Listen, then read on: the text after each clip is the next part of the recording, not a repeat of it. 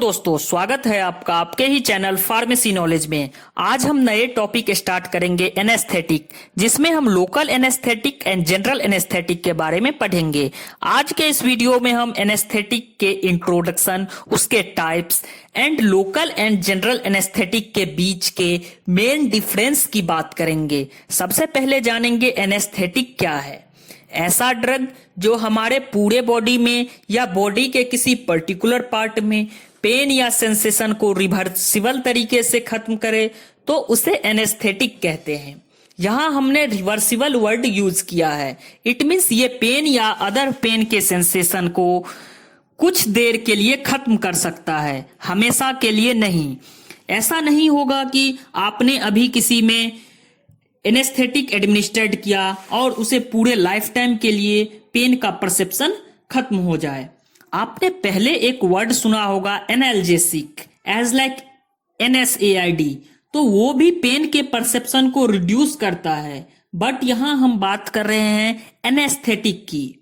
Analgesic and anaesthetic में main difference ये है कि एनाल्जेसिक का यूज हम किसी अननोन कंडीशन एज लाइक किसी फिजिकल इंजरी या किसी भी प्रकार के चोट लगने से जो पेन होता है तब करते हैं। लेकिन एनेस्थेटिक का यूज हम तब करते हैं जब हमें पता हो कि किसी माइनर सर्जरी या मेजर सर्जरी से हमें पेन होने वाला है।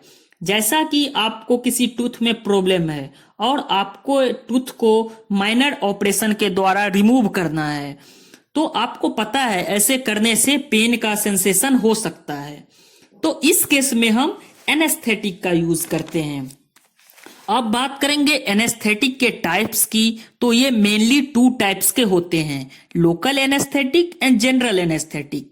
लोकल एनेस्थेटिक की बात करें तो ये एक ऐसा ड्रग है जो हमारे बॉडी में किसी पर्टिकुलर पार्ट में होने वाले पेन या सेंसेशन को रिवर्सिबल तरीके से ब्लॉक करता है।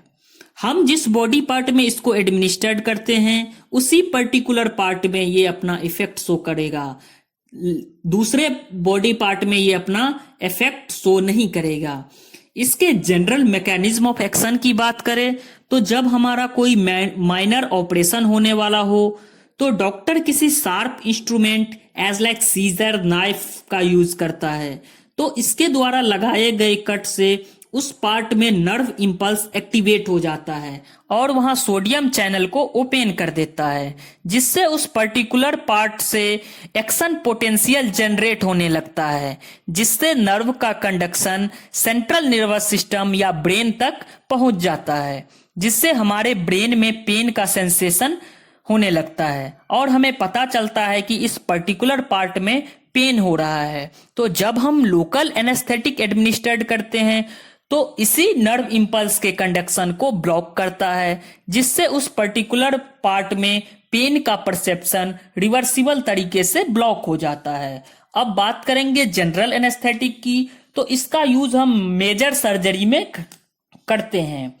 अगर किसी में ऑर्गन ट्रांसप्लांट होना है या किसी भी प्रकार के गैस्ट्रोइंटेस्टाइनल सर्जरी या किसी भी प्रकार के मेजर सर्जरी होना है तो उस केस में हम जनरल एनेस्थेटिक का यूज करते हैं। ये एक ऐसा ड्रग है जो हमारे पूरे बॉडी में पेन के सेंसेशन को रिवर्सिबल तरीके से ब्लॉक करता है। इसके साथ ही ये सेंट्रल नर्वस सिस्टम पर एक्ट करके बॉडी को अनकॉन्शियस भी कर देता है। अब बात करेंगे local anaesthetic and general anaesthetic के बीच में मेन डिफरेंस की, तो हमने कुछ पॉइंट्स के अकॉर्डिंग इनके बीच के डिफरेंस को देखेंगे। पहला पॉइंट्स है site of action. It means जब हम एनेस्थेटिक का एडमिनिस्ट्रेशन करते हैं तो ये हमारे बॉडी के किस साइट पे इफेक्ट शो करता है।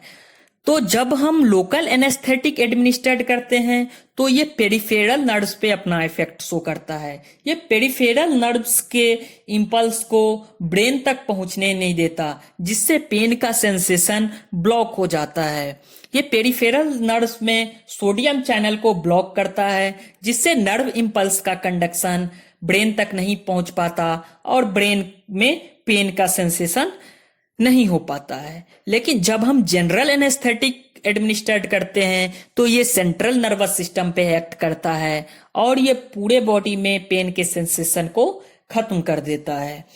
Next point is area of body affected. कि कौन कौन से बॉडी पार्ट अफेक्टेड होते हैं एनेस्थेटिक के एडमिनिस्ट्रेशन से। तो जब हम लोकल एनेस्थेटिक एडमिनिस्ट्रेट करते हैं तो किसी पर्टिकुलर पार्ट ही इफेक्ट हो पाता है।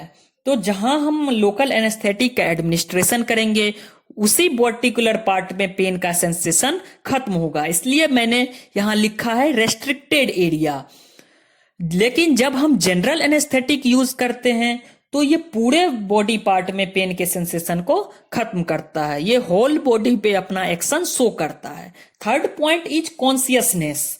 इट मीन्स आपके नॉर्मल स्टेट ऑफ बॉडी या जनरल वर्ड यूज हम करते हैं होश, जिससे आप जानते हैं किसी दूसरे के एक्शन में हमें कैसे रिएक्ट करना है। तो जब हम लोकल एनेस्थेटिक का यूज करते हैं तो ये कॉन्शियसनेस में कोई ऑल्टरेशन कॉज नहीं करता, आप होश में रहते हैं लेकिन आपका कुछ ही पर्टिकुलर बॉडी पार्ट में पेन का सेंसेशन खत्म होता है। लेकिन जब हम जनरल एनेस्थेटिक एडमिनिस्ट्रेट करते हैं तो ये लॉस ऑफ कॉन्शियसनेस कॉज करता है। इट मीन्स आप बेहोश हो जाते हैं और आपके पूरे बॉडी में पेन का सेंसेशन खत्म हो जाता है। Next point is vital function. हमारे बॉडी में कुछ वाइटल ऑर्गन्स होते हैं एज लाइक लंग्स, किडनी। तो जब हम लोकल एनेस्थेटिक एडमिनिस्ट्रेट करते हैं तो इनका इफेक्ट वाइटल फंक्शन पे या वाइटल ऑर्गन्स के फंक्शन पे नहीं हो पाता, ये जनरली अपना काम करते रहते हैं। लेकिन जनरल एनेस्थेटिक के केस में वाइटल ऑर्गन्स के फंक्शन इफेक्टेड होते हैं, कभी ये बढ़ जाते हैं या कभी कम हो जाते हैं। Next point is physiological trespass. इस वर्ड को आप समझना कि जब हम किसी ड्रग को एडमिनिस्ट्रेट करते हैं तो वो एक टिश्यू से दूसरे टिश्यू में जाता है और अपना इफेक्ट शो करता है। लेकिन लोकल एनेस्थेटिक के केस में अगर आप किसी पर्टिकुलर पार्ट में या पर्टिकुलर टिश्यू में ड्रग एडमिनिस्ट्रेट करते हैं तो ये दूसरे पार्ट में नहीं जा पाता, दूसरे पार्ट में ये अपना इफेक्ट शो नहीं करता। लेकिन जनरल एनेस्थेटिक के केस में ये फिजियोलॉजिकल ट्रेसपास शो करता है, ये एक टिश्यू से दूसरे टिश्यू में मूव ऑन करता है जिससे कि पूरे बॉडी में पेन का सेंसेशन ब्लॉक होता है।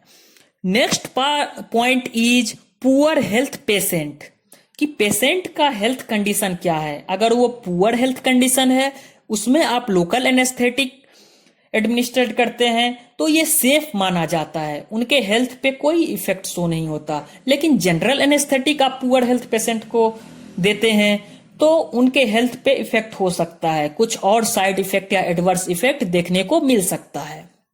Next point is use in non cooperative patient. ऐसा पेशेंट जो हमारे साथ या किसी डॉक्टर के साथ कोऑपरेटिव ना हो, वो डॉक्टर का साथ ना दे किसी ड्रग के एडमिनिस्ट्रेशन में, तो ऐसे केस में हम लोकल एनेस्थेटिक उसे देंगे तो ये पॉसिबल नहीं है। क्योंकि अगर किसी को फिजिकल इंजरी हुआ है तो उसके पूरे बॉडी पार्ट में पेन होगा, तो ऐसे में वो नॉन कोऑपरेटिव हो जाएगा किसी डॉक्टर के साथ। तो ऐसे में लोकल एनेस्थेटिक देना पॉसिबल नहीं है क्योंकि उसके पूरे बॉडी पार्ट में पेन हो रहा है। लेकिन उस केस में हम जनरल एनेस्थेटिक प्रिफर करेंगे, क्योंकि एक बार आप जनरल एनेस्थेटिक को इंट्रावेनसली एडमिनिस्ट्रेट कर दिए तो उसका जो कॉन्शियसनेस है वो लॉस होगा और वो कोऑपरेटिव कंडीशन में आ जाएगा, फिर आप फर्दर सर्जरी कर सकते हैं। Next point is major surgery. Major surgery के केस में आप किसी बड़े सर्जरी होना है, जैसे ऑर्गन ट्रांसप्लांट होना है, उस केस में आप लोकल एनेस्थेटिक नहीं यूज कर सकते हैं क्योंकि यहाँ पूरे बॉडी को इफेक्ट नहीं करेगा, इसलिए आप लोकल एनेस्थेटिक यूज नहीं करेंगे। लेकिन जनरल एनेस्थेटिक को आप मेजर सर्जरी के केस में यूज कर सकते हैं क्योंकि यहाँ पूरे बॉडी पार्ट को इफेक्ट करना है। Next point is minor surgery. Minor surgery के केस में आप लोकल एनेस्थेटिक का यूज कर सकते हैं, जैसे किसी में नेल का रिमूव करना है या किसी में टूथ के प्रॉब्लम को रिमूव करना है, टूथ को रिमूव करना है, तो उस पर्टिकुलर पार्ट में हम लोकल एनेस्थेटिक एडमिनिस्ट्रेट करेंगे तो उस पर्टिकुलर पार्ट में अपना ये एक्शन शो करेगा क्योंकि ये माइनर सर्जरी है, तो इस केस में हम इसका यूज कर सकते हैं। लेकिन जनरल एनेस्थेटिक का यूज हम माइनर सर्जरी में नहीं कर सकते हैं क्योंकि हमें उस पर्टिकुलर पार्ट को ही ब्लॉक करना है, वो पूरे बॉडी के पेन को ब्लॉक नहीं करना है।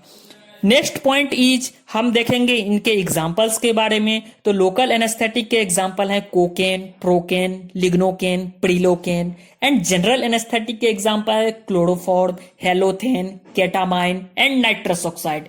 थैंक यू दोस्तों। हम नेक्स्ट वीडियो में local anaesthetic and general anaesthetic को ब्रीफली में एक्सप्लेन करेंगे, साथ ही साथ इसके classification and mechanism of action की बात करेंगे। थैंक यू दोस्तों।